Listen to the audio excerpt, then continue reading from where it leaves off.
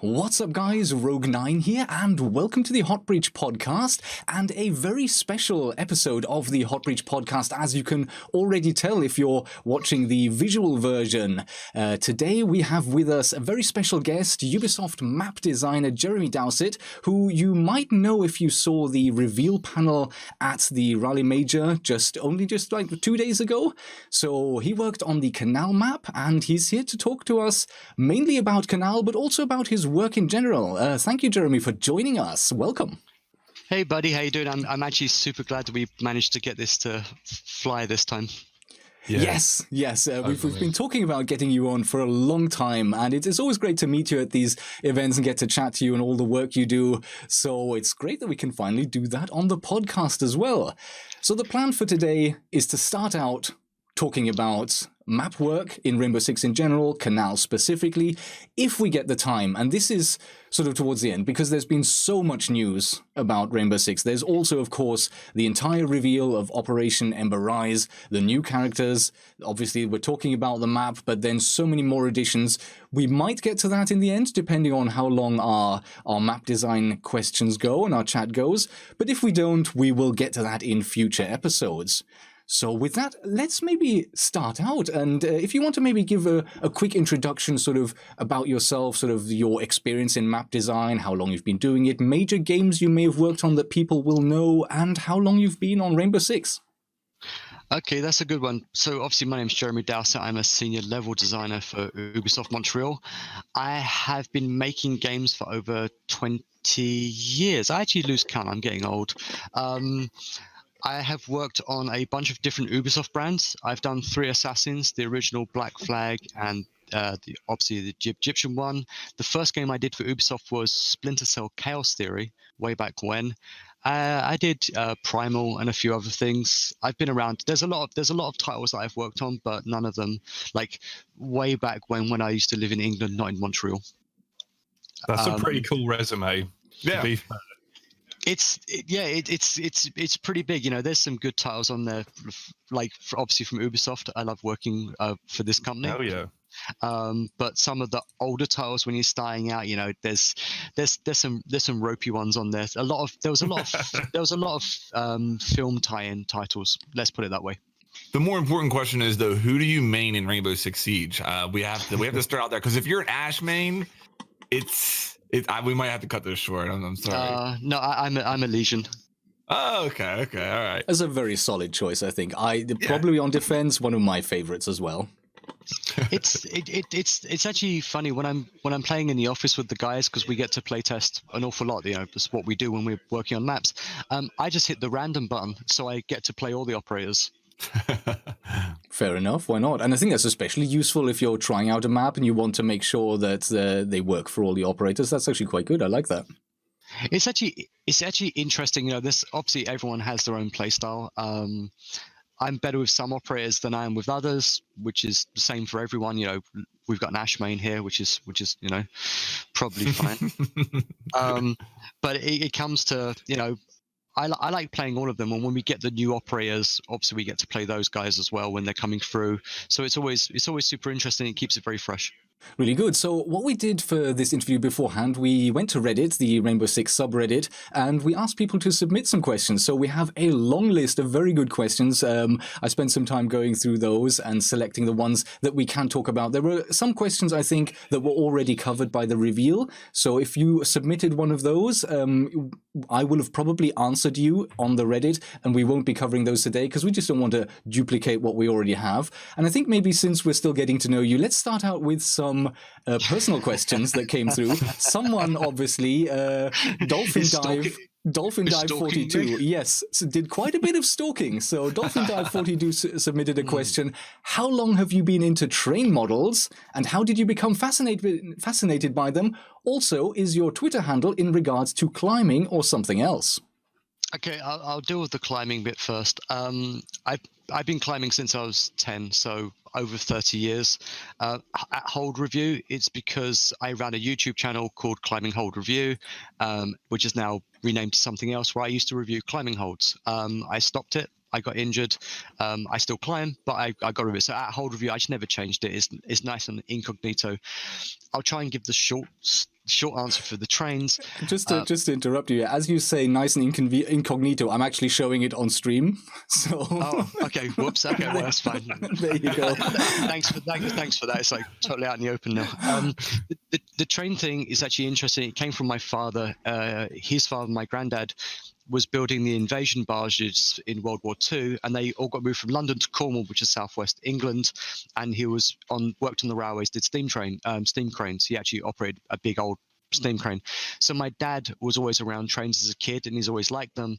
And it just grew from there. My dad restored actual steam locomotives when I was growing up as a child, so I spent a lot of time on railways. Now the they're not little, they're like 8 foot long. Those model trains, they take a long time to build, and thankfully I've got a couple of good people behind me, Keith and Stephen from my train club, that help me build these things. So it's just something that I enjoy, and then through my Twitter I obviously inflict it upon everyone else. I love those pictures. It's really fascinating to see. Too. And I mean, you mentioned that the trains were like 8 foot long, but I want to like paint a picture for people. Like, there's pictures of you riding them. These aren't like little toy trains, like battery operated. These are like, they burn coal, right? Yeah, they're actual live working steam trains. They're actual working replications of the train, so everything works. They have lubricators and superheaters and everything else. They are actually, one of my trains I filled up the other day, it takes 5 liters of water, and then you have to heat that water to make steam. They are working representation, and I can pull 6-7 people around the track on them. They're actually quite powerful, and they're the small ones, not the big ones. The big ones are they weigh like half a ton and are really painful to move. Okay. I'm a geek. What do you want? I'm sorry. Well, join the club there, Jeremy. Right. Okay. So next question from Reddit. Again, another personal question here is from Anyao. We'll just have a shot at it. That sounds close. It sounds close enough. And they would like to know, how many hours do you have in Rainbow Six Siege and what rank you are? Oh yeah, I read that one last night when I was on the plane. Yeah, that's a fun one. Hours? I don't know. 40 hours a week. It's my job, if not more. I don't actually pay much attention to my rank or my level, because when I'm at home, I play the game for fun. Obviously, when I'm at work, I play the game for work. I spend probably at least 12 hours a week just during office time playing the game and testing iterations or play tests. We have play tests all the time. At home during the summer, I don't play so much. I like to get outside in the sunshine, but during the winter, I'm probably putting in probably a good 10-15 hours when I get home. And just to make everyone really angry, I play on console. I think that's perfectly valid. Which is funny, just because I want to sit on my couch after I've sat behind a desk. There's always a reason for this. I sit behind a desk all day with mouse and keyboard. If I'm playing with my friends online seriously, I play on my PC, but generally I play console. This one comes from You Did Nothing Wrong, and might be a little tricky for you, but if you could make a new op, what would they be, their abilities, etc.? Do you have any operator design ideas that you would love to see implemented? I don't know. It's super tricky. We have a team that deals with this, so I don't have to think about it, which is super great. Because it is, we obviously know what's coming and we see the stuff. I've never actually really given it that much thought, other than putting a scope on every single gun for fun. That would be good. Like ACOG everything and just see what happens. That would be like a cool playlist. Could you imagine? Like we should have one playlist one season, ACOG for everybody. Next one, ACOG for nobody, and just see what results from that. That would be kind of cool. I know that everyone's complaining about the lack of weapons, because I obviously read about it. I do like me a good sniper rifle, that's for sure. I'd like to see more sniper rifles in the game, but you can never, again, weapons isn't my forte. My map design is what I do and what I love. Sure. All right, let's move over to talking about Canal a little bit. I'll try sort of not to duplicate what you already showed in the reveal. If anyone's watching or anyone's listening in who hasn't seen the reveal yet, Jeremy did a really detailed breakdown of the Canal map there, and the new one especially. So that's something you can go away and watch back as well if you haven't seen it live. But we'll still talk about Canal a little bit. So the first question was from Void7. What are the design problems you guys identified with Canal originally, and how did you go about attempting to fix these? do you feel in making these changes you you were successful? Okay, so straight in there, no hesitation. Yeah, like at least it was that question, not the other one I asked you to put in. It's actually really interesting because we obviously get a lot of metrics, and there's people like you, and there's an entire community of 40+ million people that go through and play these maps, and they're very vocal, which is great as a map designer because you know exactly what people love and what people hate. The first thing we obviously identified, which I talked about in the reveal, is lack of rotations is a problem, so we added 2 bridges. Obviously then there's all of the windows, so we shut down the windows. But what we do when we start a map is we go through, we obviously rework all of the walls, we have new destruction, and then we make all of them except the exterior walls destructible, and then we put the bombs back in where we think we might want them, and then we start playtesting and shutting stuff down or opening stuff as we need. Moving doorways, there's a lot of moving doorways in my life. Moving windows, opening and closing windows is a thing that I do on almost a daily basis to make sure it's reinforced or not. And then it comes down to looking at sight lines, looking at pixel shots, looking at obvious exploits that come through. It's everything you'd expect us to do. It's very, very time consuming. It's very time consuming and super fun to do, but you need to try and think of everything. Now, were we successful? I hope so. Have we thought of everything? I hope so, but I'm sure there's going to be a few things we've missed, and it's going to come out of the woodwork very, very, very, very quickly. You mentioned time consuming. I don't think we've talked about this yet, because you've been working on this rework a long time, right? I was working on this rework when I met you in Paris last year, which is almost a year. The first time I met you. 1 year ago, right? Yeah. So the map took around 9 months, give or take. We delivered a little bit. We delivered a little bit early, but then there's obviously debug. So the map's finished, but there's debug. So all told, call it 9 to 12 months, depending. But it was a very thorough rework. It's not a new map, but it's it's with all the new art.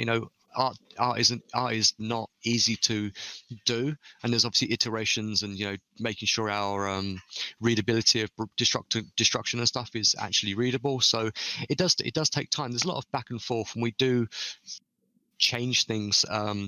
We actually do change things quite a lot as we're working on it. So and then we play a bomb site, get the pros in, and if we don't like it, then we change it basically. And we do that right to the last minute. You never know. Well, we know if something's going to be fairly balanced or not, and it just comes down to playtest. And once you've playtested it for 6 months, it's going to be, balanced. Is there a moment, like, I know that we talked about this before we went live, but is there a moment where that you think of that really sticks out to you, where you did a rework or a new map, and then it hits the public and you see a clip of somebody doing something and you're like, oh my goodness, I did not think of that, and this is crazy. Is there like one that really jumps out at you? Well, you know exactly which one. I mentioned it in the panel. It's the jump out of the closet in Villa where they sprint and yeet the C4 at a fountain. I never saw that coming. I've learned from that. I'm never going to put a spawn point within yeeting distance ever again. That's for sure.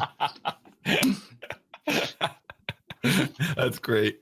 Okay, so we've got another question here from. I'm Rogue. Can I just say I'm getting all the hard names? There's a few in there that are really, really tough. Yeah. But Get Flanked has Francie Bean, and I have Shazles 60666, and they would like to know what motivated you to rework now, and what were the main things that weighted into the decision of reworking it. I don't really have that much say on what is going to get reworked. It's a decision for management and the directors to actually make. I don't have a problem with reworking any of the maps. It's one of those things when they're like, hey, you want to rework Canal? I had absolutely no problem with it whatsoever. If you want a fun piece of, it's always quite stressful to rework something that is a quote unquote OG map. And there was that great question from that guy about that, which I think it's coming out. I think it's coming up later. I think I have it in there somewhere. Yeah. Okay, because but the thing is, I'm probably going to answer that question now. If you want to talk about the pressure, there's a bunch of pressure when you come to reworking a map like this because the community likes it. Add to that the pressure that your direct boss, the assistant design director, Jacques Wong, was the original designer of the map. That's slightly more pressure because you're messing with his baby. Yeah, I think the question that we had there on Reddit was something like, how does it feel to potentially be the guy who ruins another one of the OG maps? So yeah, and that was one of the first questions that came up on Reddit because I was reading it. And I'm like, oh, that's a hard one, but we try not to break them. Let's put it that way. We try to make them better than they were before. Tell you what, we'll go on that subject of the ruining the OG maps, and because I have, this is a personal question of mine. I mean, obviously, you took part in the Hereford rework. Looking back on that, would you do anything differently? Yes, of course. We learn from every single map that comes out. I think that top floor is probably a bit of a contention, and obviously basement with the two mirrors that we were talking about earlier on. It comes down to either remove top floor, move the bomb somewhere else would be an option. Possibly adding soft walls to the exterior could be an option as well. It comes down to we'd have to sit down and actually explore our options and what kind of a time frame it's going to be. I think that like I always say, we learn from the maps as we release them. And to have the community be so vocal in their dislike of that map, it's a little bit disheartening sometimes, I have to admit. But you get up, dust yourself off, and continue on. With it being removed from the rank rotation, does that chip away at your pride a little bit? Is that kind of hard to swallow, or is it just have you learned just to brush it off?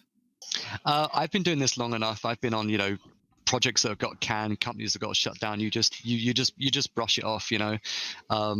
If Villa was removed, then maybe I'd cry a little bit. That's actually, I'm glad you mentioned that, and I'm sorry, I'll shut up after this. But we mentioned the Hereford. We should also mention you were a key player in the Villa, which is a universally well received map from the get go. So. I mean, was it well received from the get-go? I don't think it was.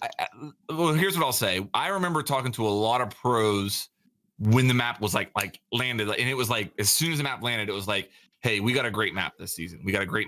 Like it was almost initially received very well from the pros, and that is extremely hard to do. I mean, those guys, those guys are very critical, and they do not like change. So for that map to be so well received by them initially, I think says a lot about your work on that one. I did, when I found out it was going pro league, I have to admit I did have a rather large smile plastered across my face for a number of days, that's for sure. And that was, there was two designers on that. There was myself and Nick, who did the panel in the SI. I did the interior, he did the exterior, and we kind of went back and forth a lot of stuff. Again, it's a learning process, and when you've got such a good team of designers and a great team of artists, you can pull out maps like that. And I think we do a consistently great job season after season. Next question up from TimeBomb80. He asks, how do you decide what needs to be changed and added about these map reworks? So I guess that's kind of in the direction of how do you identify the weaknesses? What is your process there? Like I said before, the community is so vocal. And I spend a lot of time, and the team spends a lot of time on YouTube watching people.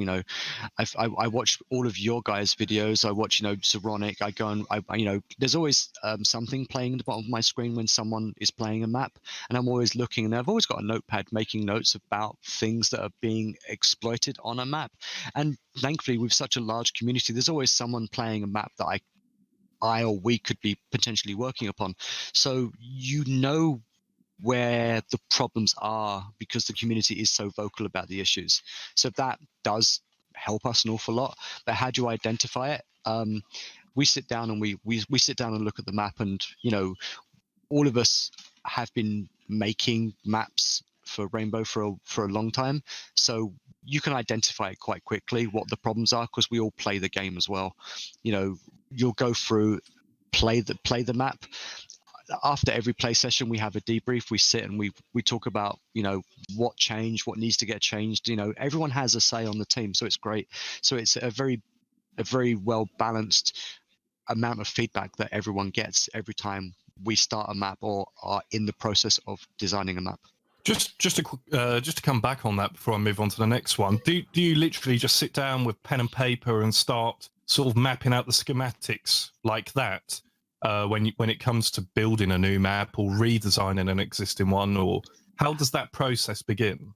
If it comes down to designing a new map, myself personally, I like to sit down with pen and paper and actually draw floor plans. I'm very old school, but I am like 65 years old, so it's not surprising. So I do like to draw with pen and paper. There's a lot of Photoshop. There's a lot of Googling for architectural plans, depending on what the thematic is. When it comes to a new map, we're obviously updating all of the destruction. So we start from the original floor plan and then we iterate from there. We've always got a fairly good idea of what we want to do, so we'll actually recreate the floor plan, fix all of the problems with metrics, say with mirror, because we need to have a certain width wall for a mirror to work. The old metric was 1.4 meters, now it has to be 1.7 or bigger for the mirror to work. So you go through, eliminate that first, and then you go through and start cutting down the problem areas and working from there. As always, navigation and flow and viability of bomb sites is always critical. Yeah, it's an interesting challenge, I imagine, doing a siege map, because unlike any other game, there's just so many elements and considerations for you right from the off. I mean, all the verticality and all of that, but this is probably covered in another question, Rogue. So I should probably get back on back on base here. All right, what have we got? We got Funky Flubber. I mean, I think that question was pretty much just answered. Is that okay? Yeah, it's just about the divine philosophy. It's pretty much what we've been talking about. All right. So we go to Nerf, yeah? Yeah. Okay. Nerf _F2. I wonder what weapons they would like to nerf. Will it be the pattern that we've been seeing lately, where the maps have been bigger than they need to be? I wonder if that's supposed to be used to be. Well, it's a bit of a leading question, isn't it? Yeah, so someone obviously has the idea that maps have been getting bigger and bigger in recent seasons, and too big in his or her personal opinion. And I guess sort of they're applying that question to Canal as well. Has it become bigger? And we can maybe even talk about the trend. Are the maps really getting so much bigger? Are they getting too big? Is that something that you're sort of aware of and looking at? When it comes to Canal, the footprint, if you look at just the entire size of the map, not just the internal, but the external is exactly the same. It hasn't got any bigger from the internal got a little bit bigger because obviously we added, if you add the garage going external, then, the diving room and rejinks and roofs, the footprint hasn't really changed from the old map. So I don't see that being a massive issue because people enjoyed the old map. Yeah, Villa could have been a little bit smaller for sure. That's just me going a little bit overboard, I guess. We are aware of sizes of maps. Obviously, bigger maps takes more art, takes more time, takes more budget, is harder to balance, etc., etc. So I don't know. You never know until the next map. If it ends up being a huge thematic, then you're going to end up building quite a big map. But I think we're trying to keep it reasonable these days. I don't think Australia was actually that big of a map. I think it was a little bit smaller than Villa, for sure. So and obviously S4, you've got theme park. Theme park. Theme park. We're not gonna go and add like 10 roller coasters to a map just because we're bored. Because you like trains. I do like trains. What do you want? But I want a moving one that I can hop on. Yeah, exactly. Save my shift key.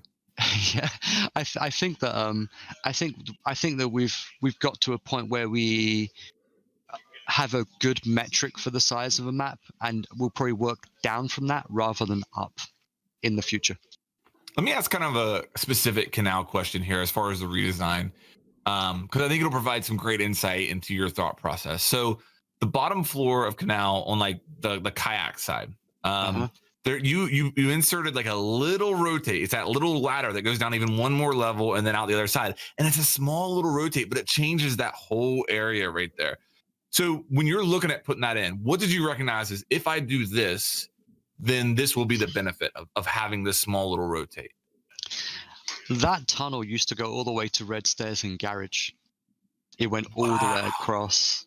Wow. Yeah, so what was my thought process? I wanted to add another rotation between the two maps. But unfortunately, tunnels are relatively unfun to play, and they're just kill boxes. That tunnel went through many iterations. Someone just pinged me and it's like they just had to mention trains. Hey Antoine. So basically, it went through many iterations. Like at one point, it was ladder to showers, stairs to diving. So, but then you have the problem with the angle from standing at the bottom of the stairs to the diving window. That always causes a problem. So we went to ladder, and then it becomes a risk versus reward. I know that it's been well received, and people seem to like that little kind of tunnel rotate.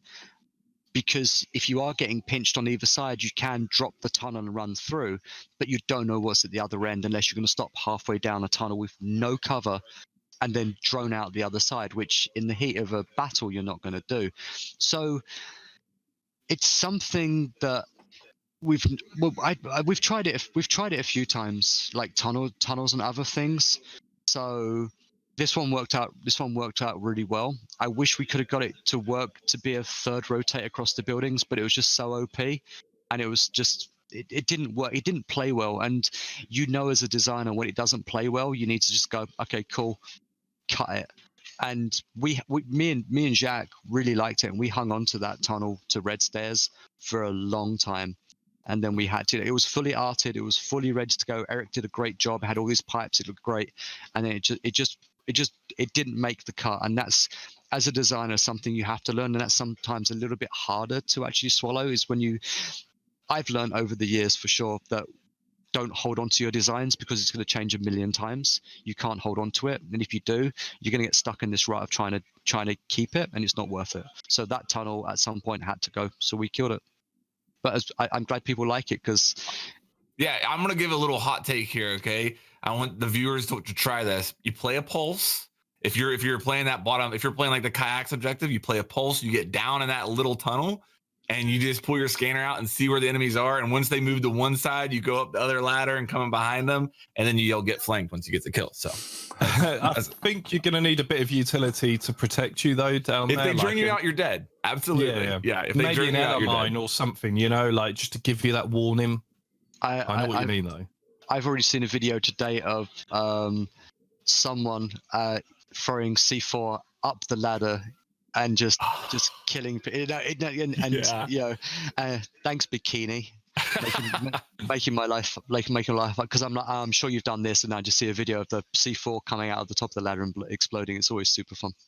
It's and it's something that I fully expect to happen. Someone's got impact grenades, a good way of getting people off the ladders you can get out, claymores at the bottom. So I think it's going to be really fun to watch how that specific area is going to get played. Yeah. So we had a lot of sort of general questions. Pete and Flanked, do you have any canal-related questions left that you want to go into before we look at the more general map design questions? I've got one, and this one is from Sonar. I don't know if you recall, but there was an Easter egg on the last canal. Maybe you can't say because you want us to find it naturally, but is that something we should be looking for? I can tell you about one Easter egg that didn't make it into the map that was specifically directed at a bearded man in the middle of my screen. At one point, there was a GPS location of where my train club is. So if you found it, you could find the GPS location, and then obviously you'd go to Google, see the satellite image down. And what I was going to do is, because we have a lot of land, is I had it mapped out in the grass. I was actually putting an R6 logo so you could see it from space in the front lawn. And this was purely because one time when I popped onto Hotbridge Podcast and said hi, someone said we'd get better maps if Jeremy stopped playing with trains. I remember that. Yep. That didn't make it in. unfortunately, because apparently Google won't send a multi-million-dollar satellite just to take a photograph of a field, so I can amuse myself at Rogue's expense. But Easter eggs, you know what's really funny is it's the artists. They're the guys that do the Easter eggs. It's always super fun. I didn't know Villa Chichanka. I didn't know that was in there until someone told me it was in there, because one of the artists, James Miguel, did it, and I didn't know about it at all. So they're the guys that do the Easter eggs most of the time. Sometimes I have a little bit of one, but I generally don't. I think about get the too secret involved. room on Tower, right? That has to be pre-planned, because that's a massive one. That's probably the biggest we have, right? The secret room where you have to drone in. Yeah, that was pre-planned, but I believe, and I'm not 100%, I believe it may have been Cajun. I think that was his idea. I'm not 100% sure whose idea it was, but I'm pretty sure it was one of the eyes that had that idea. Okay. They're a The one creative thing I bunch. wanted to ask, the last thing as far as Canal goes is one of the things that really stuck out to me in the reveal was the emphasis on the stairs are color coded. Is there a thought process in your mind now, and is it a newer thought process when you're doing these reworks and map design? Like, hey, let's make the maps as easy to on the player as possible to develop callouts for. Like, is that part of the thought process? Oh, totally. It's, you always want a fairly large prop that is the core for the room, like maps is maps, kitchen is kitchen, is obvious. But yes, color coding stairs obviously helps navigation, red stairs, green stairs. In this case, we got 5 flights of stairs: white, blue, yellow, green, and red. Yep, that's I'm just making sure I know my own map. Because I forget sometimes. So color coding and obviously making the destructible walls to be way more readable is obviously a huge priority, and we did a lot of work on this map with the walls to make sure that you can actually read that they were destructible. So it's always a thought in our mind. Learning from Australia, again, the color coding there seemed to really help, and people seem to really like it, so that's great. And you can do that in most cases in most thematics, but when you have, say for instance, you have a dollhouse, you're map designing a dollhouse, just for as an example, it would be strange to have really weird colored stairs in a house. Generally Sure. the decor of a house is one thing, and not many different things. So it's a hard thing to do, but thankfully we have good art direction and good artists that come up with solutions to make sure navigate. It's not just designers, the art guys, and especially Eric, who I work with very closely on a lot of maps recently, comes up with good solutions for navigation and for call out. So it makes life a little bit easier for sure. Something I could swear I've noticed, and you can maybe confirm this, is that on existing maps, I've seen room names and area names change to adapt to the callouts that the players developed. Is that something I've noticed correctly? Like, I go back onto some of the older maps, and the stair name will have changed to actually be called Red Stairs because that became the callout or something like that. That's a thing, right? Yeah, I wouldn't say it's a thing, but yes, it's more than likely that happens for sure. Because if everyone just calls, I never called renovation in Canal. I just called it the hatch room because it was the hatch room with the breakable walls, like that little box you should avoid because someone's going to ping you from outside. But I think that it's good for us to change the names of things because if that's what people are calling it, that's what it should be called. We do our best with our naming. Like if you look at Canal, there was smugglers and radio. Now it's just radio. There's no more smugglers because we amalgamated that room into one. And it came down to what do we want to do? What kind of props and what kind of gameplay would we like to see in this area? And it just came out that desks and radios was actually a better solution than having great big lockers full of illicit contraband. All right, so let's go back to the Reddit question. WeMan01 asked the question, what goes into a map rework or buff? And he also says, do you think that it's possible to ever release like a heat map of maybe the movement of players or the deaths? And do you use that for a rework? I like that question. That's a good one. We don't really have heat maps for for players. Not that I've ever seen anyway. Maybe we do have it, and they're just hiding all that important data from me just to make me work a bit harder. What goes into a map? I think we've covered that, and the reveal covers it quite a lot. Make sure that everything works, make sure the sound gets redone, make sure lighting gets redone, make sure navigation and flow and bomb sites are viable. It really depends upon the situation for a map and what its problems are as to how you assault the problem. There's a general flow for how we approach these things. Obviously, change the walls, go through, but it really depends. It's a case by case solution most of the time. I can't say there's one encompassing answer at all, because there's not. It really depends upon what we're working on at the time. Heading back to these questions from Reddit, we've got one from Egorf38. How do you identify which maps are in need of a rework, and how do you decide which ones actually will get one, and in what order? Is it possible to rework a map that has already been reworked, i.e. Hereford top floor? And just noted it's already been asked, but there we are. Has it been asked already? Yeah. Well, is it possible? Is that possible? Nothing is impossible is Rainbow Six. There we are. But how do we make those decisions? It's a discussion between management and production as to what they'd like to see. I think we've answered the question about how we identify the problems on a map. Yeah. I think we've covered that one already. Flanked, you're on mute, my friend. My bad. I think there's an interesting one here from PJ. He's talking about like the competitive aspect of map reworks. Like it seems like I'm paraphrasing his question here, but the competitive side of the player base favors map reworks over new maps. As a creator, is that frustrating for you? Like, would you rather start from scratch on a brand new map, or are the reworks cool with you? I'm actually pretty chill with both. Like I said, I've been doing this a long time. I obviously love creating a new map and a new world from scratch. It's always great. There's always challenges with that. But reworking maps is also a challenge, because it's always nice to take something that doesn't navigate so well, doesn't play so well, and fix it, especially if it's one of the maps that the players really like and really enjoy. So it's like I'm very relaxed with either, but if my boss comes to me and says, hey, we're building a map in here, I'm like, cool, let's go. And if it's a rework, it's the same thing. I'm always excited because it's always a challenge. Like, along those lines, are there things that you've identified that, like, if you're looking at a particular bomb site, are there things in your mind that you can look at and be like, if I do this bomb site will be more defender favored than attacker favored?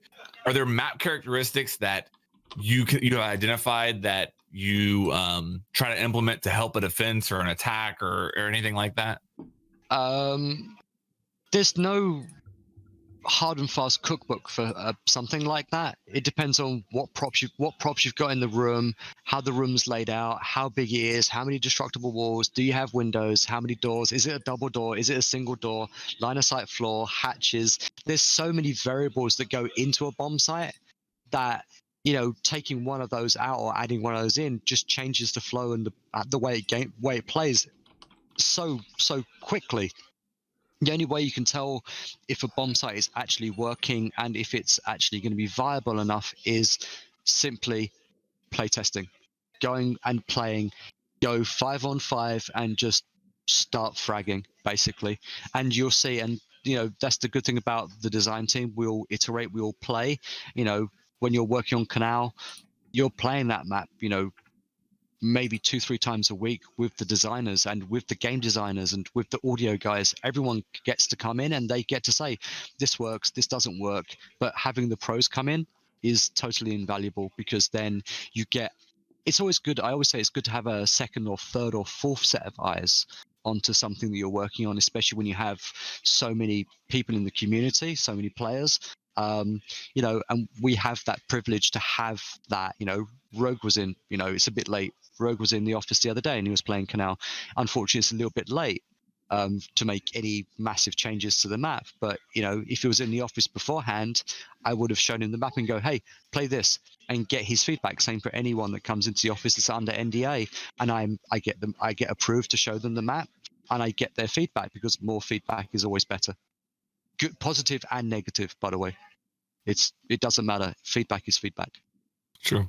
And a question from the Beaten Dead Horse, and I'm going to paraphrase it a bit. It's quite a long one, but it's always like the core of it is, how are the maps designed as a team? Do you have different groups of people working on different maps in parallel?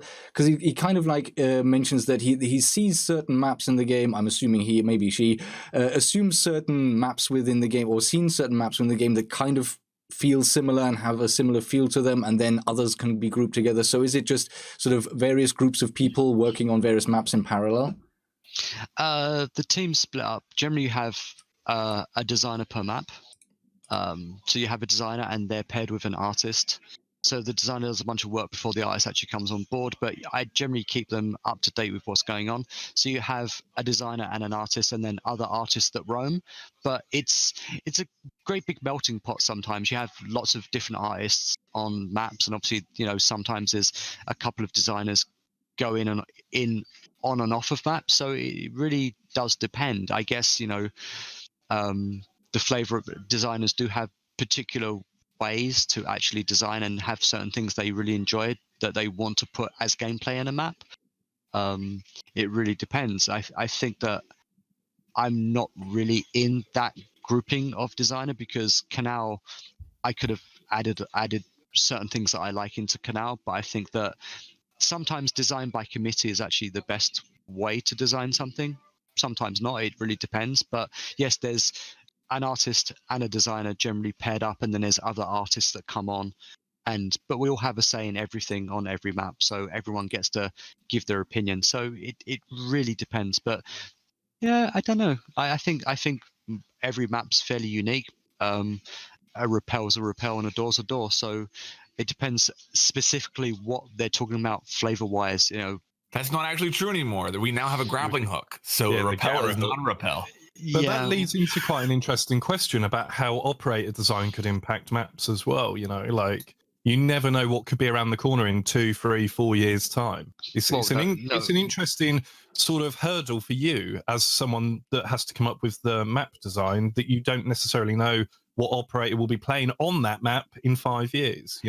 Well, you don't know what operators are coming in. I do. Yeah, but I mean, Pete makes a good point though. My- What if on Oregon, one of the hatches would have had like objects all the way around it, or like so that the grappling hook operator wouldn't have worked on that hatch? That's there's always issues with operators coming in that could break metrics and gameplay and flow and whatever else. We don't really design for operators ever, because if you do, it's a rabbit hole and maps will never get finished, because if you think about every permutation of every operator that could do anything, you're never gonna get anything done. So what we do is, I think we design for that moment in time, and then if we have to go back and do a couple of little tweaks to maps across the board, we had to do some stuff for Amaru, because there was certain things that weren't tagged correctly in all of the maps. We went through and fixed that issue, so she worked globally. It's a constant ebb and flow when it comes to new characters and new operators. So you don't design for them, but at a certain point, that's why you have that great team that do the operators, because they don't break stuff when they put something into the game. I think that it's well tested and it's well played, and also the operators, when they come and hit the TS, operators. I can't remember which one of you it was today. It's better to have an operator that's slightly OP and nerf it down rather than have it low and bring it up. So I think that we do a really good job when it comes to new operators and the map balancing. I think it's a good synergy for sure. I agree. And my apologies to Rogue and Pete, because I'm definitely just going through these questions and cherry picking the ones that I'm interested in. That's fair enough. So like they're trying to be work organized down the over here, list. and I'm just I like don't going wanna through and upset- wrecking their plans completely. I don't want to upset Rogue, but Get Flank's going. He's going freestyle on this podcast. Yeah, I am. No, that's a good thing, because in our discussion, we're actually already kind of covering some things. We're preempting others. Sure. So no, we need to be a little bit flexible. This one's really good from I Better Live, and it's have you considered making minor changes to already good maps? For example, if we woke up one day and you guys decided to just throw a roof on border, main lobby on border, so that you couldn't stand on the roof for the whole round and watch that rotate, I would not be upset about that. But that's not like a major rework or anything. Have you ever thought about stuff like that?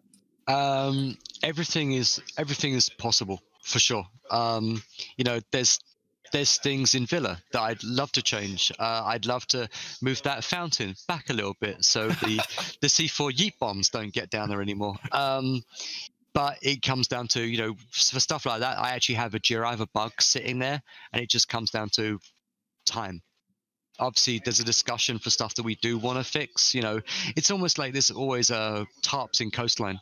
You know, that would be a good one to fix, I think. But then, you know, I'd like to fix it, but half the community loves the tarps and the way it plays. So it's a very tricky line to actually walk when you're doing these things, for sure. And it's, you know, you talk to everyone, you make sure we good, and we're always very like, okay, we want to do this. This is how we're going to do it, and we go that way. So it's generally thought of in, you know, there's enough bugs for enough things that we'd like to do to maps that I hope at some point we'll get around to doing. But again, you do it, you might make some people happy, you might make some people very unhappy. So it's a very, very hard line to walk. Let's head back over to this list, see if we can find a question. Let's just go back to the top. Okay. Is this question by Andrew been? What's really funny? Just one of my artists, Phil, it just said, "I fixed the top." That's awesome. Thank you. Yeah, Thanks, well, that Brad. gets fixed every season, doesn't it? We talk about coastline here. Yeah. At this stage, that should be a ladder. Coconut Brawl's out there like challenge accepted. That's what he's doing. Every single time, like he's like, "Oh, I'm pretty sure this is fixed." He's like, "Wait for it," all the time. It's a meme now. That is right. Is this one by Andrew been asked? Not yet. Right. No. You go ahead. Right. So Andrew Waltfeld would like to ask, what was the most challenging part of the rework, and what was the most fun part of the rework for you and your team?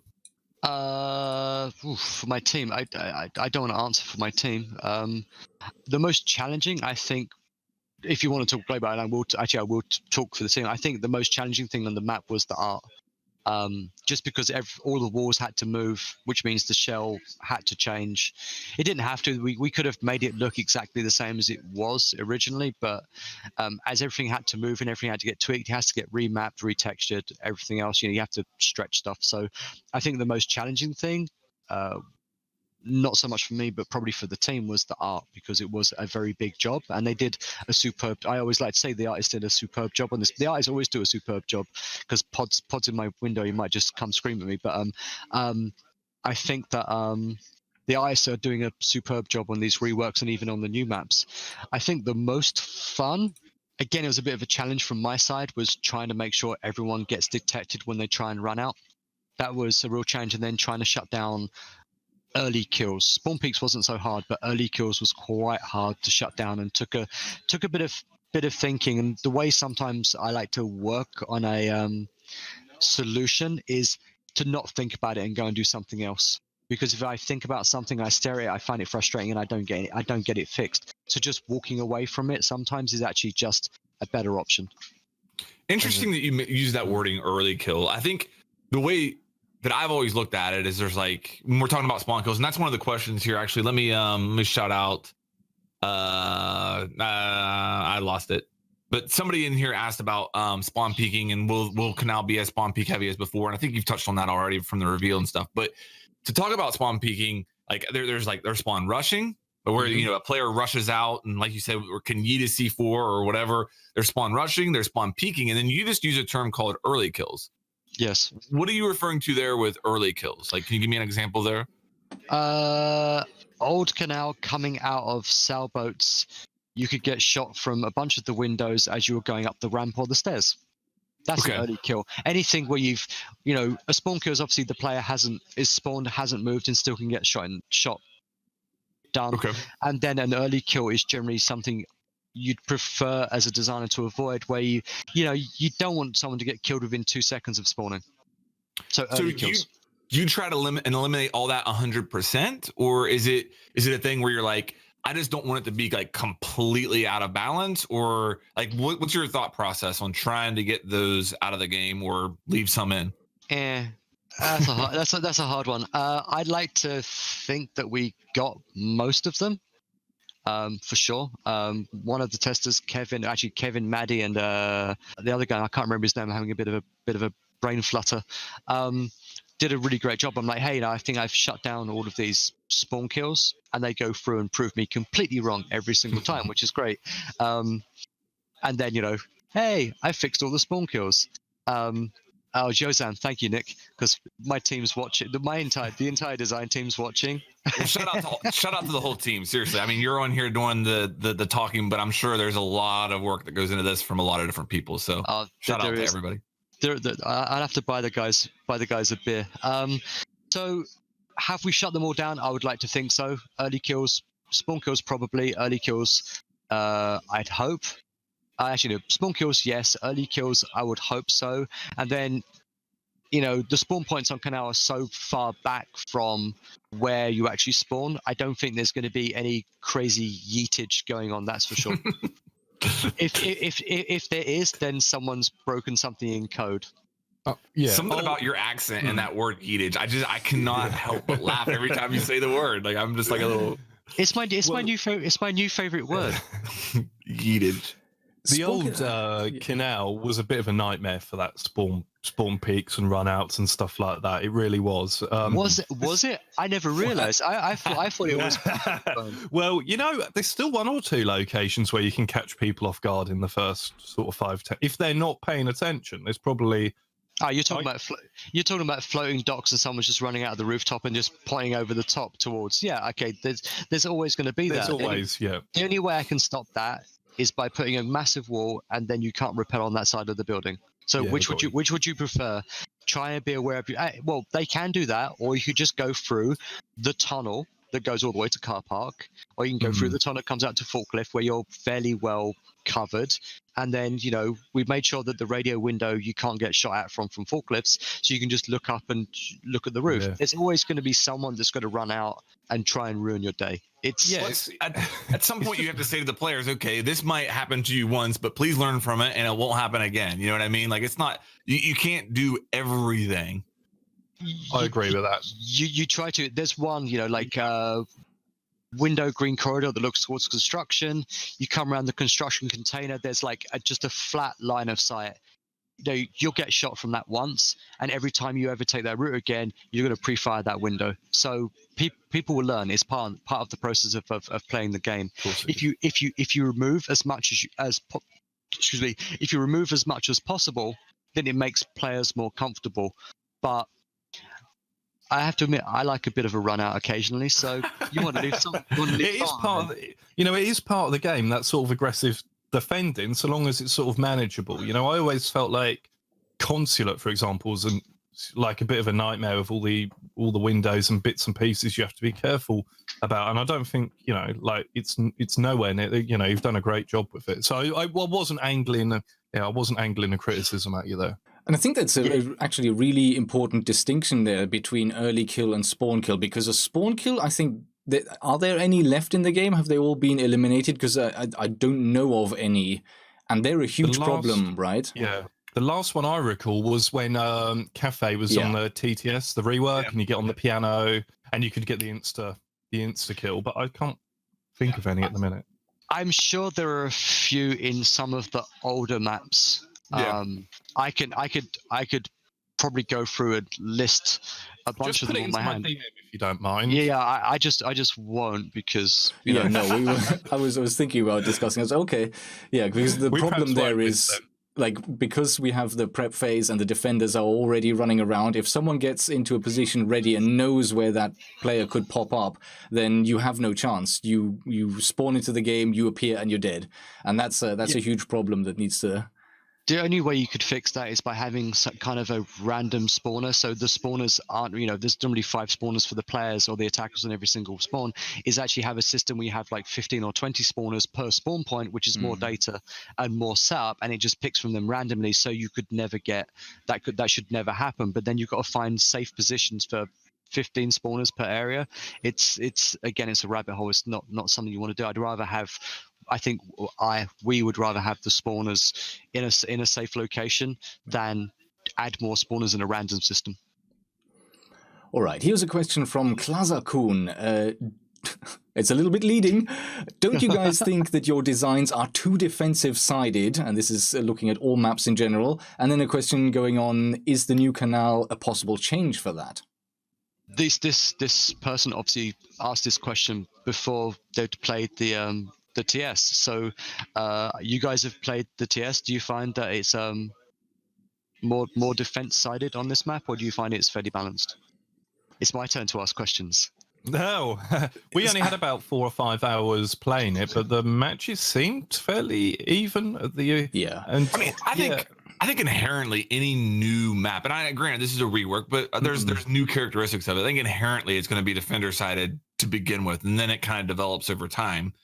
But I think this is probably because I didn't feel like that. I remember like I played it obviously early access, and I've played a couple hours on the TS so far, and to me it doesn't feel overwhelmingly defender favored. No, I would not say that. See, perfect. That's what we like to hear. But like you said, Flank, it's exactly. I think what happens is every single map when it comes out is very defender sided because the attackers are trying to figure out their strats, and it's harder. I feel to actually get the attacker strats right. It takes more time and it's more hard work than it is to do defender strats. So I find that it's always going to feel like that, and then you see it over time. The strats evolve, and you learn the map. The more you play it, obviously, the more you play it, the more you learn, and the more strats you get, and the more comfortable you are with it. So I actually believe that every map comes out a little bit defender heavy, but once you figure out what the attack's going to be and how to play the map, it balances out. But we try to keep it as balanced as humanly possible. But there's always something that Amaru can come flying through a window now, so you're never quite sure. Amaru with a diffuser, that's a scary proposition on some bomb sites.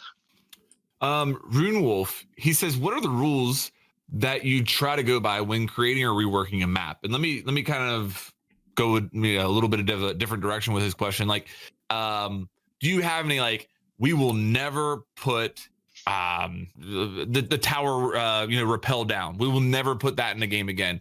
We will never put as many balconies as there are on Skyscraper in the game ever again. We will never put. Do you have any like things written on a wall somewhere and permanent marker that you will never do again? Or it's like even just general parameters that you have that you kind of always go towards that are kind of fixed. Like we need X number of floors, X number of rooms. The corridors need to be this specific length between this and that length to be not too short, not too long. Do you anything like that as well, just to add on to that?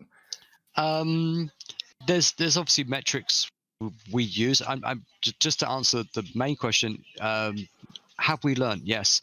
Will we never put so many balconies? Yeah, maybe. Who knows? You can never tell. It'd be hard making a massive tower block with no balconies, because then it would just be a great big cube with windows in it. There's metrics for corridors, and generally it depends. It's always again a case by case scenario, because a map like Villa with the main corridor going through with the red carpet, that's quite long and it's kinked, so you have to allow for lines of sight and everything else. So there's no set metrics on, okay, this is too long. It's actually feel. And once you get the stairs in, obviously we've learned that two sets of stairs in a building is better than one. That is always, I think that would probably be a minimum and something that we'd always strive for. Maybe not like don't do 4 floors in a basement is another one. It's really a case by case situation. Yes, corridors are 3.4 or 4 meters wide, depending. Ceilings are this high. It really depends on what we're trying to achieve from that map. We do have some flexibility in what we're doing and what we're building. So again, never say never. But yeah, okay, we'll stop putting balconies, so many balconies on maps. But there's something I've not really done in anything that I've worked on is like external destructible walls is something I've not really played around with too much. But it's split level bomb sites haven't seemed to have worked in the past. But I'm sure that I really want to assault that on a map at some point. I really want to put a split level bomb site into something, and hopefully at some point I'll get the opportunity to try that. I think just to sort of give my 2 cents there, I think they're always challenging, especially for just normal players. Pro teams, I get it. They can come up with the strategies. They can drill those. They know what they're doing. For regular players, especially if you're not playing in a regular 5-stack, to then suddenly have to defend 2 different floors. I mean, I'm thinking of the last split bomb site that was added. I think there was one added to Consulate, the new bomb site in there, and that split. And really, kind of, if you want to defend the middle floor, that sort of reception area, it's best defended from above. So then you have to split a team of 5, maybe players that don't even know each other, across 3 different floors. You need someone downstairs, because if they just come in through garage and go straight there, you're now in trouble. You have to retake, but you also need to make sure that you are on the middle level, and then you need someone on top, and then you've got, like, at least on one floor you've got someone playing all on their own. It's really hard. They're so much harder, I think, than having the sites next to each other. Exactly. But say, for instance, if the building was just 2 floors, it might be easier. But then again, you've got to look at the navigation and flow. Like we're getting into like the deep territory of design philosophy. I've got a few sketches where I've woken up. I've been thinking about this for a while. I have a notepad by my bed, and I wake up most nights with, oh, that's a good idea. So I write it down. So I think that it's something that, yeah, we'll see what comes in the future. But like you said, it's hard. But if it's just the building's just 2 floors, then it could be possible and it could work quite well. Challenge accepted then. Yeah, but basically, I'm basically just digging myself a hole, aren't I? That's all I'm doing right now. It's like, you said you'd do a split level bomb site. You've never done a split level bomb site. It's like, okay, this will be fun. I don't know if many people like them, and if you'll have people with pitchforks. But people might just go, maybe if we don't say anything, you'll forget about it, and we won't have to play any of this ever. I have it written down on a piece of paper. I shall never forget. Okay.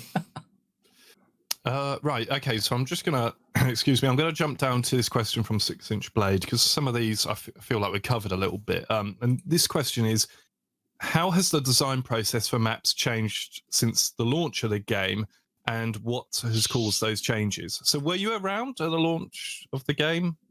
I wasn't part of the team. I was off on a different. I was off on a different project at the time. I've been around. I can't remember how long I've been on the team. Maybe 2-3 years. I'm not sure. A happy 2-3 years. How has it changed? You can just look at, if you look at the evolution. If you look at map 1 to map, what are we like? Map 500 now. You can. I think that it's fairly obvious the evolution of the maps. Even every single time a rework comes out, it's obvious that we'd learn from the maps. Has the design philosophy changed? Yes, of course it has to change. There's different designers that have been on the team over the years, so each designer brings a different philosophy. It changes. I find that my design philosophy is is in a constant state of flux depending on what I'm working upon. If you have the same design philosophy, then you might potentially make the same mistakes time and time again. And, you have to learn from your mistakes. It always comes down to the community and how they regard the work that we do, because they're the ones that are the most vocal about it. So you can learn what not to do. Like, I'm sure that my Twitter is now blowing up with "Please don't make a split level bomb site." But that's perfectly fine. I'd like to try it, but I can try it in the comfort of the office and not inflict it upon the community. I can play with the other designers and see if we can get it to work. Maybe there's a magic solution that does work. But the design philosophy, it depends upon what you're doing. It depends upon the designer. It depends upon, in Montreal, the seasons. Is it sunny or is it dark? Working on Villa in the middle of winter was amazing. I was super happy looking at nice rolling hills rather than 6-foot piles of snow. How much coffee have you had? It really, there's an ebb and flow to everything. It's a very natural creative process, and a different artist brings a different flavor to a map. It's hard.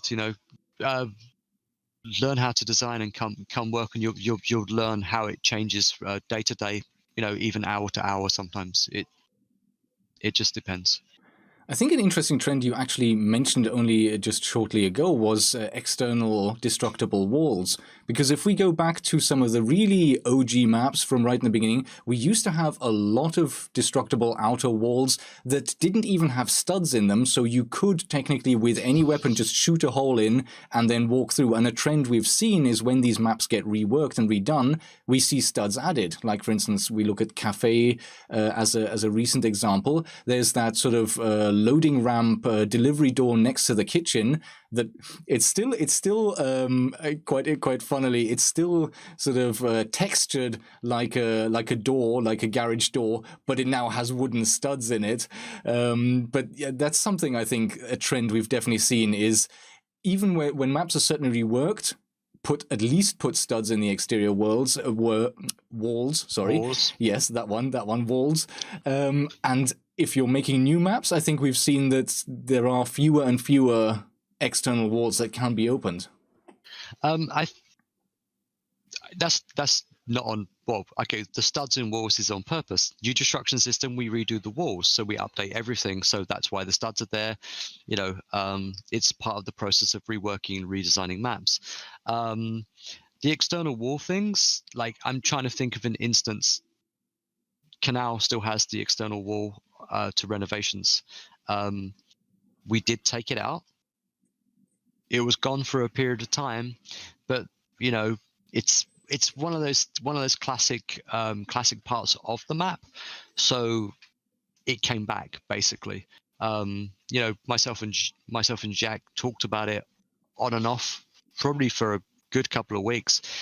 We made it smaller, we made it wider. We went through that wall a whole bunch of times, and then it ended up just the original was pretty much the perfect size. It may have changed a little bit, but not too much. It's I don't think I could have put a destructible wall into Villa.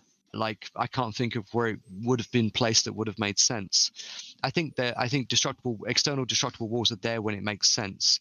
I don't think there's been any cause to have them in recent reworks.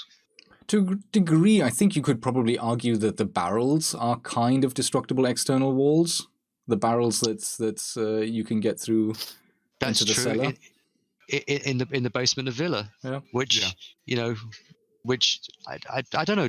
How do you guys feel about the basement on Villa? Because I like it as a rotate when I'm getting pinched so I can run around. But it seems like it's 50-50 on that. Yeah. I think that if you removed it, the map might go from slightly defender favored to extremely attacker favored, in my opinion. I think that we're seeing one of the new advances is that people are sitting down there with a pulse and they're able to see pretty much the whole floor and have very little worry of people pushing them. So, I mean, if a jackal's banned, then it kind of makes it a roamer's paradise, because there's two really solid rotates out of that, and it allows for a lot of defender rotation. with that said, I think that's great for the average player. I really do.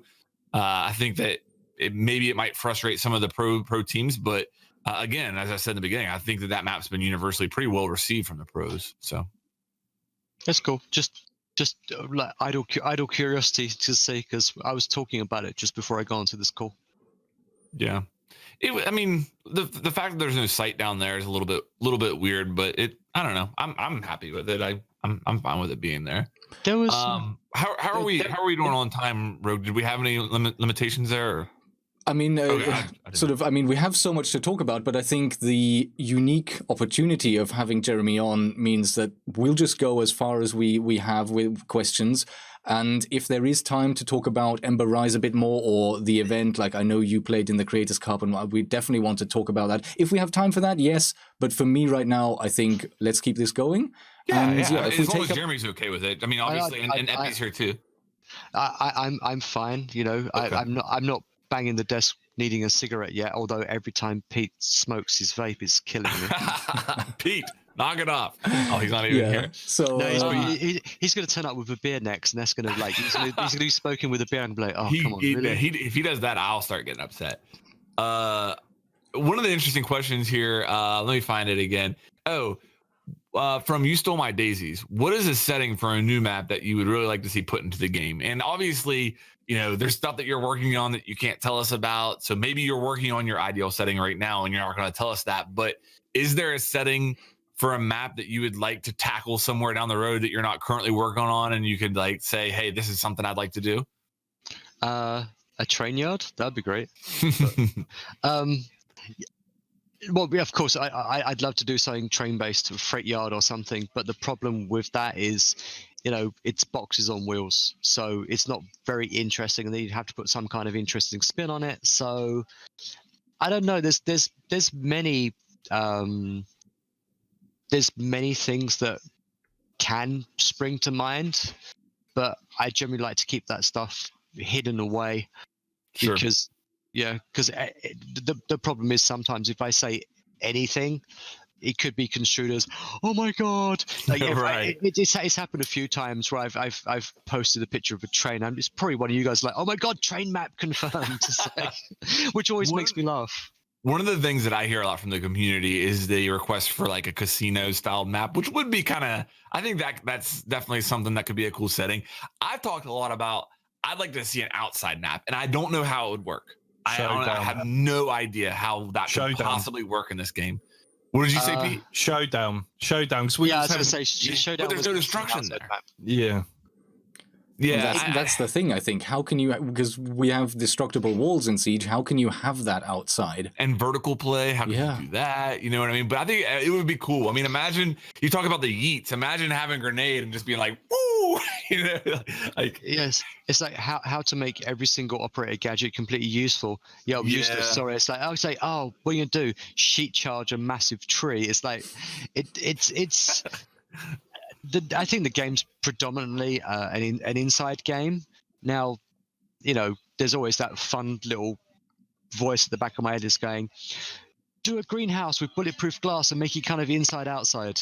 But then you have, you know, vegetation I generally find doesn't stop bullets that well. So it's, you know, it comes down to, you know, you have a big greenhouse or an eco-dome or whatever you want to call it full of plants, then basically there's nothing stopping bullets.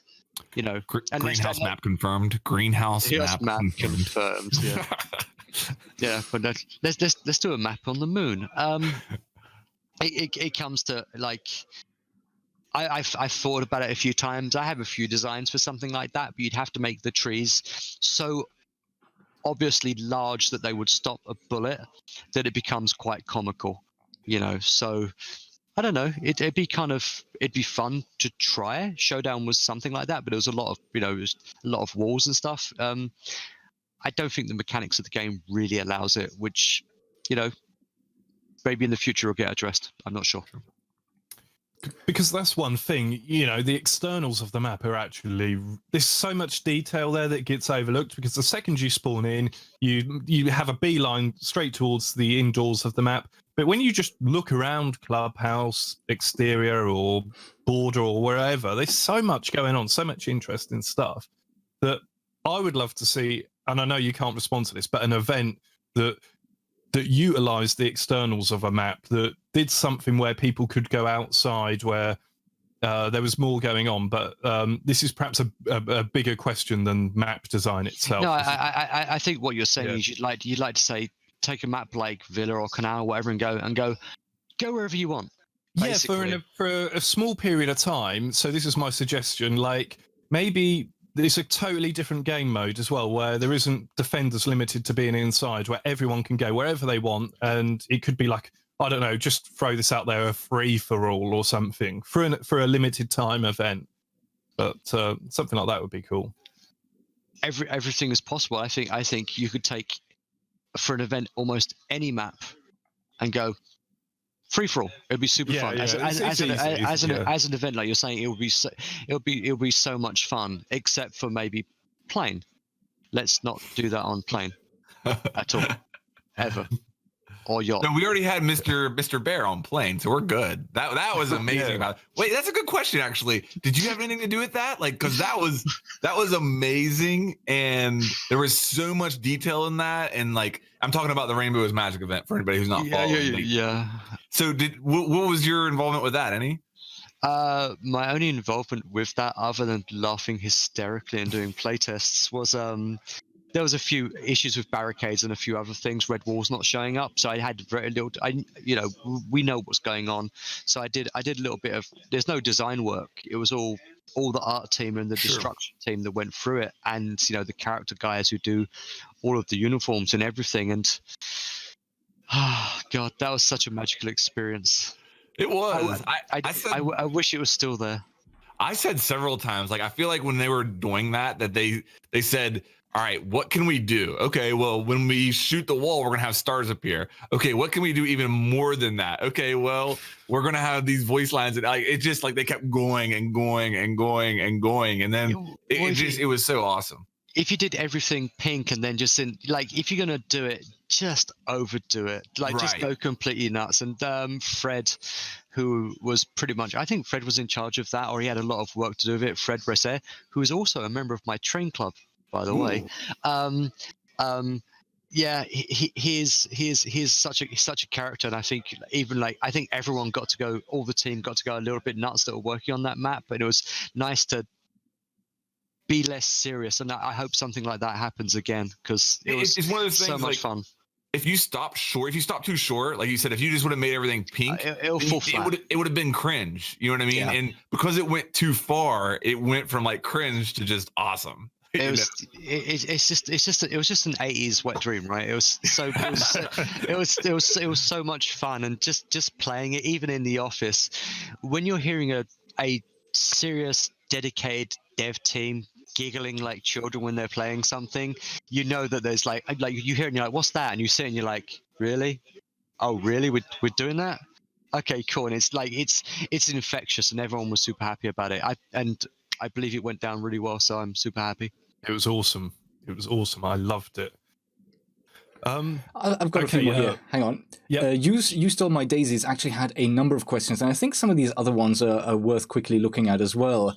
First one up is, do you believe that there is a model map in Siege right now that sort of represents how Rainbow Six should look and feel and function? Do you have a personal favorite map, or perhaps a map that you have worked on and are most proud of? So there's three different questions really there. Yeah, a model map. I don't know if that's a super hard question to answer. Like, is there a map that is perfect? Maybe, my opinion is completely different to what everyone else likes, because everyone plays differently. If we all played the same, then the game would suck, right? It's everyone's individuality, that actually makes the game what it is. If I have a favorite map, my favorite map is the one that I've just shipped every single time. If you ask me that when Villa came out, it would be Villa. It's Canal. I'm in love with the rework of Canal. We worked hard on it, and I feel that the results show in the passion that came from the team actually reworking the map. So I think it's a good standout. But a model map, that's more of a question for a design director rather than a lowly map monkey. Okay, so I'm going to refer back to the. Can I just say, my chat will be very unhappy if I don't mention this, and you might say no comment. That's cool. All I keep hearing is Bartlett University, Bartlett University, Bartlett University, just time and time again. So if I don't just say, there seems to be some kind of problem. I believe with Bartlett University, but what could the problem? Please, Pete's chat, tell him what the problem with Bartlett University is, because I'm sure he's unaware of any of the problems.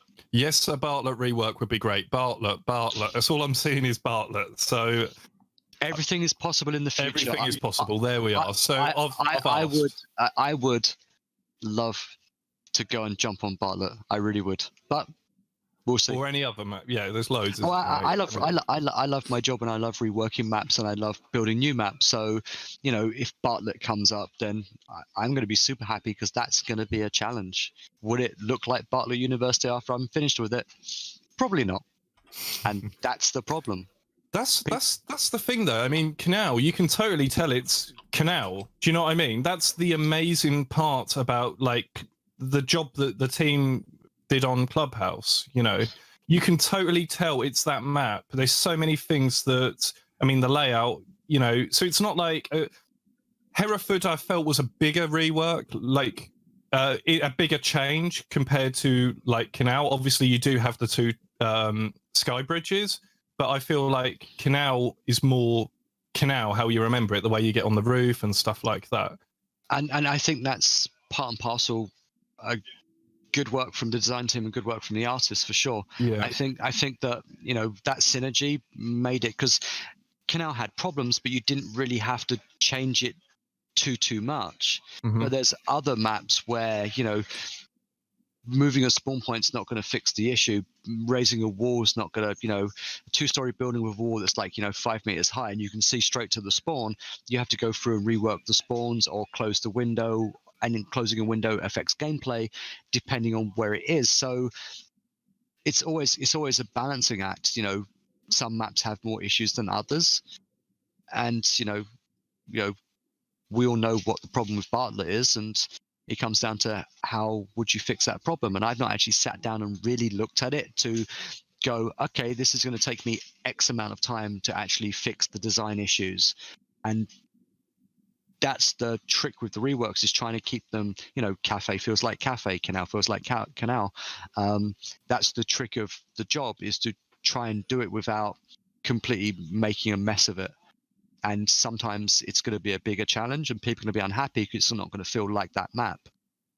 So that's an inherent problem. But, I understand, yeah.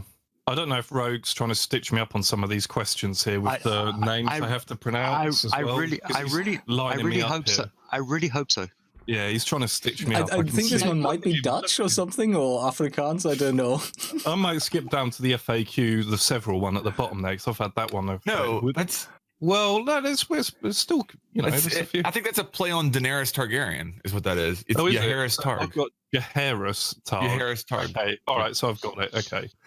It's been stated that House won't receive a rework due to it being somewhat of an unbalanced love child. Are there any other maps that are not being considered for reworks? And if so, can you tell us why? Everything is considered for a rework. That is all I will say. Yeah, I'm wondering. Nothing is out of the where that clip came from. That was Alex Remy. He said it was sacred. Or he said it was the love child thing. He was in an interview, but yeah. I wouldn't say that.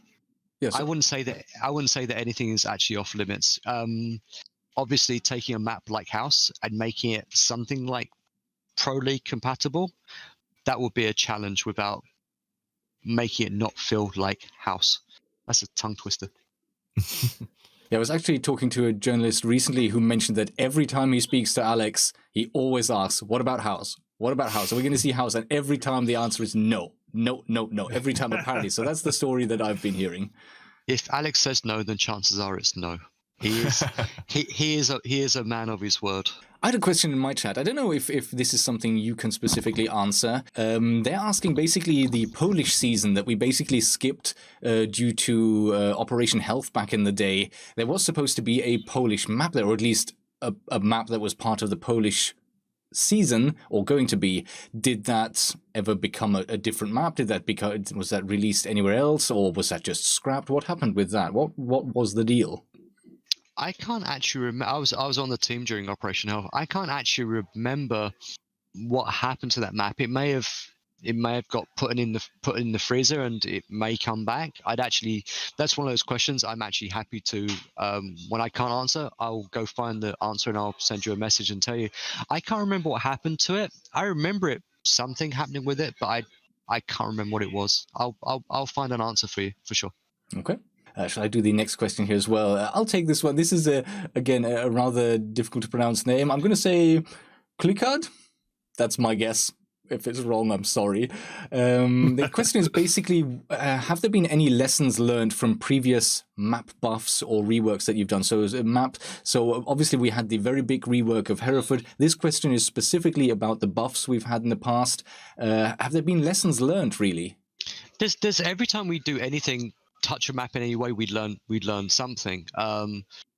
Has there been any hard lessons, oh whoops, we really made a mistake on that? I don't think so much. We always learn from everything we do. It's a very hard question to answer. I think that sometimes touching a map in many small ways is actually better than going through and just demolishing it and playing around. And we don't do anything willy-nilly. We actually there's thought and process behind everything.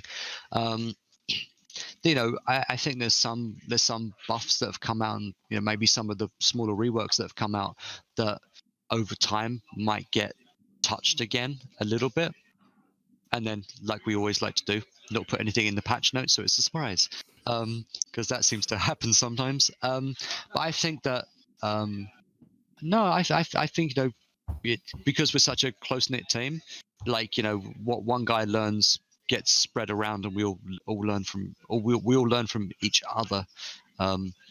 Obviously, watching YouTube and listening to Reddit and whatever else actually really helps, because you can really get a good gauge for how the community feels. Because if they're happy, they mention it. If they're unhappy, they really mention it. For sure. Yeah.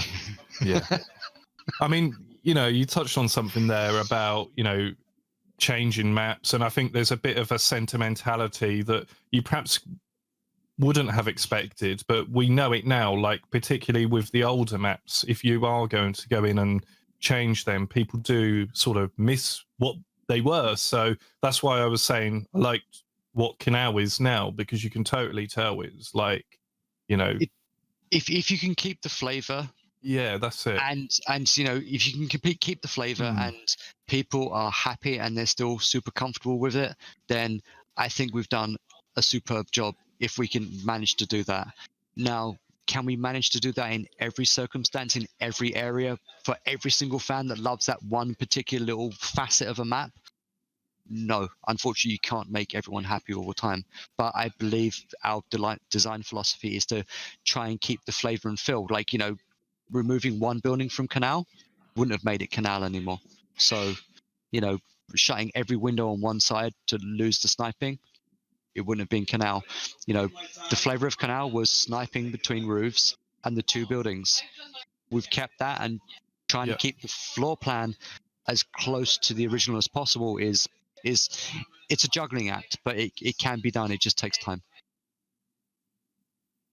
How nervous do you get for the reveals when you're going out there on the stream? And are you the type of person, do you get nervous with that stuff, or do you or do you just kind of brush it off? Did you see me before the reveal this time? Did you not? Okay. I saw you that day. I'm pretty sure I did. Yeah. Okay. I don't remember talking to you. So here's what happens on every single reveal panel, despite the fact I look as cool as a cucumber. I'm either going to throw up or I'm going to poop myself is the general feeling that I have. I could lie and say no, it's perfectly fine. I'm great at it.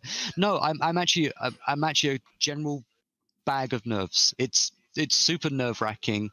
Even though you're rehearsed and you know roughly what you're going to say and how the flow goes, obviously I'm quite good at speaking, and it's why I do these panels and why I'm here. But no, it's puke or poop.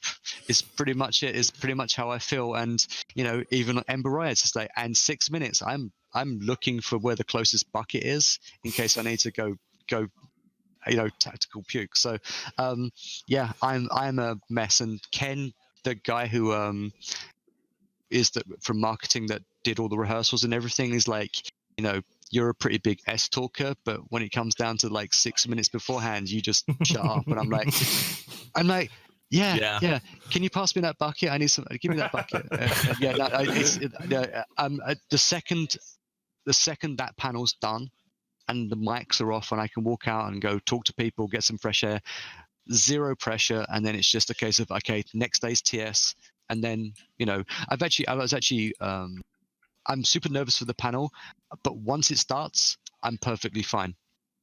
The same thing for this today. I don't want to say a wrong thing, and I don't want Craig to get me into a big headlock and beat me to a pulp when he sees me in the office. So basically, I was actually as nervous for this as I was for doing the panel. Oh, there's no need. I hate to hear that, because honestly, I was suffering with you on Sunday. I played in that show match. I was a mess. Oh. I was like, what you're saying about puking or pooping, I was with you. That's probably why we didn't talk that day, because I was in my own little corner, like shivering, and you were doing the same thing, man. I was a mess. But it's true, like what you said. I was a mess the night before. I didn't sleep hardly at all. I was a mess. Like we all, me, Priest, and Skittles took an Uber from the hotel to the venue. Not a single word was said, and that's not normal. Usually we're chatting it up and having a good time. We're all just sitting there like, oh God, we're getting ready to do this. But what you said, whenever it actually started, I was actually playing. Like, I was still nervous, but it wasn't. I didn't have that feeling of like dread anymore. No, it's like one round. As soon as you've got like one round in, you're like, okay, cool. I'm just playing a game. Yeah, the panels before this one have actually been a little bit harder because we've been on stage with the crowd, and that is really quite nervous. But this one we're away, so I wish someone had a camera footage of how the crowd reacted as we were talking, because we couldn't hear it at all. Like, you got no reaction from the crowd, and the reaction from the crowd, even though it makes me about a bazillion times more nervous because there's all these people here and I don't want to see them throw up, and don't want to see like 5,000 people see me throw up. Although never say never, who knows? It's one of those things. Rogue, did you see that message at the bottom of the screen? Message at the bottom of the screen? Yes, in our chat. Sorry, I did not know. Up. Okay, we need to wrap up soon because Mr. Craig is getting on a flight. Okay. All right. Yeah, I mean we're pretty close anyway. What does soon mean? Do we still have 5 minutes, or do we stop now? I think you got like. If I say 5, you're fine. Yeah, 5's totally fine. All right, yeah. So yeah, we'll start wrapping it up. I think I was actually looking through these next few questions, and I'm seeing they've already kind of been answered. I'm just checking this very last one. That's actually maybe. I do ramble somewhat. Not at all. And welcome to the podcast. You fit in perfectly because that's what we do every week. So I just want to say that FAQ question is quite good, even though I know what the answer is going to be. It's a question that came up multiple times on the Reddit. So let's just actually go to that. So that's why I have no name there. Sorry if because there were so many people answering this question. And I think it's especially relevant because we look at other Ubisoft games like Far Cry, and we do have player map-making tools, the opportunity for players to make their own maps. Is that something that is ever even feasible in Rainbow Six? Community-made maps. Is it feasible? Everything is feasible. I'm like, wait for it. Like, this is going to explode. Like, is it feasible? yes, of course it is. We don't have any plans for it in any way, shape, or form. But in the years to come, I'm sure that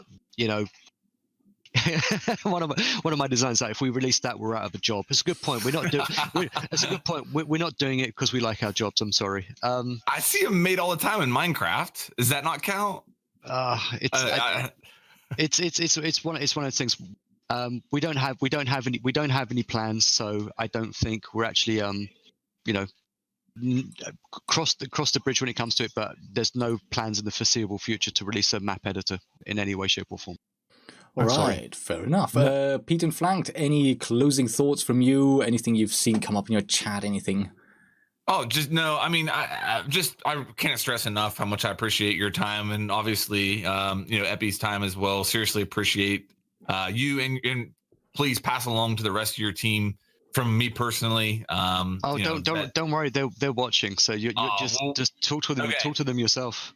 Okay. Listen, if I'm ever hard on you guys about a map or anything, it's from a position of love. Okay, please never get mad about it, because I appreciate the job you guys do. So for the last several seasons, I've been able to play the new reworks and stuff early, a couple of days early. And I've actually stopped making videos like going over the maps and stuff, because I recognize it's impossible to do that and actually get a good feel of the map after playing it only a couple of times. It takes so much time. So for you guys designing it, I can't even imagine how hard that job is, and all the respect in the world to you guys. Yeah, thank you. I'm like that's it's always nice to hear, especially someone, from anyone actually. Anyone who enjoys our work is always greatly appreciated. And going to the majors and talking to people and meeting people, once they realize who you are, which for you is more of a problem than for me because I'm a anonymous face, but once people realize who you are, I like to stop and talk to people and hear one guy I stop and talk to everyone if they recognize me, and it's such a lovely community for sure. Yeah, I have to only echo what Flank said, and I think really if there's anything that I would like people who've listened to this podcast to take away is to see how much care and effort is put into every map, every new map, every redesign map. Because I mean, like we mentioned, and I'll mention this again, literally you've been working on Canal for a year, and there was like 9 months of solid work put into that.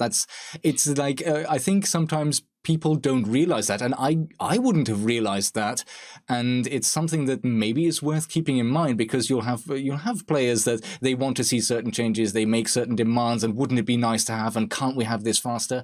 And the thing is, well, like, I don't see how much more care and effort you could actually put in when each and every map takes so much of it and so much time. So I hope that that's something maybe enlightening for everyone watching, and that there is a general raise in appreciation for the work and effort you do. It's a labor of love. What can I say? It's always super fun, whether it's 3 weeks, 6 months, 9 months, a year. The team is dedicated to giving out the best player experience that we can. All right, Peter, any closing thoughts from you? Yeah, just thank you so much for coming on the podcast. Obviously, we've tried before to get you on, but I'm really glad it happened. And I just want to echo what these two guys have said. We really appreciate what you and your team have done, and and sometimes those negative voices can be the loudest, but usually they are a minority. People really do appreciate what you guys are doing. It's like I said, you always listen to the positive criticism, you always listen to the negative criticism. But now I've got this I guess the English term. Now I've got this duck over and done with. I'd be happy to come back on at any time if there's anything that I'm working on. I can come and just ramble. One thing before you go, yes, these two didn't know what mustard meant. I said something was mustard. You know what that means, right? If I say canal is mustard, what would I mean? Well, it depends. I've been out of England for 15 years. It means it's pretty strong, generally, from my understanding. Bloody good. Yeah. So I'm saying canal is mustard. All right. I'll tell you what. I mean, both Flanked and Pete, you've been thanking Jeremy. You don't even realize Jeremy is not in the office today. He came to the office specifically to be able to join us. So, Oh my God. I mean, Yeah, we're I- truly I- honored.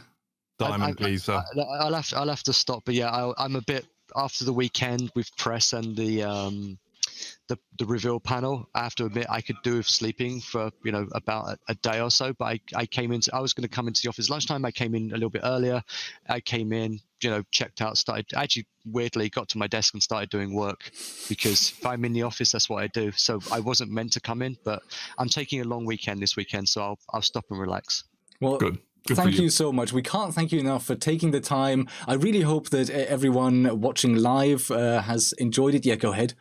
Can I just say one thing? Yes. I'd like to say happy birthday to Scott's wife because it's Scott's wife's birthday this weekend, today actually, and she's a lovely lady, and it was one of the community that I've known for a little while. Good people. I like them. Happy birthday, Happy Scott's birthday, wife. Scott's Yeah, wife. I'm sure she's a big fan, so happy birthday from me as well. I'm sure you're watching live. She is. Oh, really? That's the funny thing. Yeah, Okay. no, like that entire family are just absolute Rainbow Six mad. They're all That's fans. awesome. Ah, amazing. So, yeah, like I was saying, thank you so much for taking the time. We are really honored. And I really do hope that everyone watching live and everyone who gets to listen to the podcast once the audio version goes out and the YouTube version, that you enjoy that your questions have been answered, and you've really hopefully gotten a little bit more of an insight about what goes on behind the scenes. So, yeah, thank you very much, everyone involved. And with that, see you again next week. Goodbye for now. Bye-bye. Bye. Layers.